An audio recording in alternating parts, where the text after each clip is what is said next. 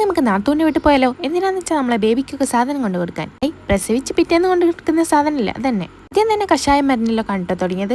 നമ്മൾ തൊട്ടിലെയും കമ്പിയൊക്കെ കിട്ടാൻ വേണ്ടി ഒരുപാട് ഷോപ്പ് കയറി, ഇതൊന്നുമില്ലാന്നേ. അവസാനം നമ്മൾ സിറ്റി മാളിനുള്ളിലുള്ള ഷോപ്പിലാണ് കേട്ടോ വന്നത്. ആഹാ, ഇവിടെ കാണാൻ നല്ല രസമുണ്ട്. ഭാഗ്യത്തിന്റെ മോളെയും കൊണ്ടല്ല വന്നത്, അല്ലെങ്കിൽ ഇതൊക്കെ വേണ്ടിയിരുന്നു.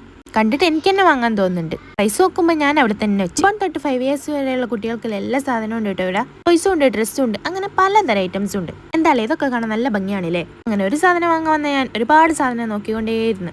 നമുക്ക് കമ്പിയും തൊട്ടിലും ഒക്കെ കിട്ടിട്ടോ. ഇനി ഇവിടെ നിന്ന് ശരിയാവില്ല, താഴത്തോല് വെയിറ്റ് ചെയ്യാണ്. അവസാനം 2000 കാറും കണ്ട് ഞാൻ ഇവിടുന്ന് പോന്ന്. കമ്പി ആടാനും തല്ലാനും ഉപയോഗിക്കട്ടോ. ഇനി നമുക്ക് കുറച്ച് സാധനങ്ങളൊക്കെ വാങ്ങാണ്ട് ഓല സാധനം വാങ്ങാൻ പോയതാണ്. ആദ്യം നമ്മൾ ഒറ്റക്കാണെങ്കിലും പിന്നെ വണ്ടി ഇങ്ങനെ നിറയാൻ തുടങ്ങി. ഓരോ സ്റ്റോപ്പ് എത്തുമ്പോഴേക്കിനും ഇഷ്ടമാതിരി ആൾക്കാർ ഇങ്ങനെ കയറി. സാധനം സുഖത്ത് പോകുന്ന എനിക്ക് ഇരിക്കാൻ സ്ഥലമില്ലാണ്ടായി. അങ്ങനെയാണ് കുറെ താത്തമാരും മക്കളൊക്കെ ഉണ്ടായാൽ അങ്ങനെയാണ്.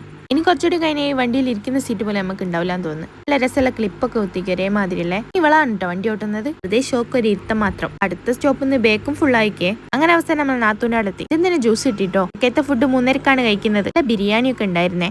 നമ്മൾ വരുന്നവർക്ക് അറിയാം, അപ്പം ഉണ്ടാക്കി വെച്ചതാണ്. എനിക്ക് ശേഷം മധുരത്തിനൊരു പായസവും. സംഗതി അടിപൊളിയായി. പിന്നെ കുറേ നേരം അവിടെ ഇരുന്ന് അവസാനം നമ്മൾ തിരിച്ചു പോവാണ് കേട്ടോ. അപ്പൊ ഓക്കെ, ബൈ.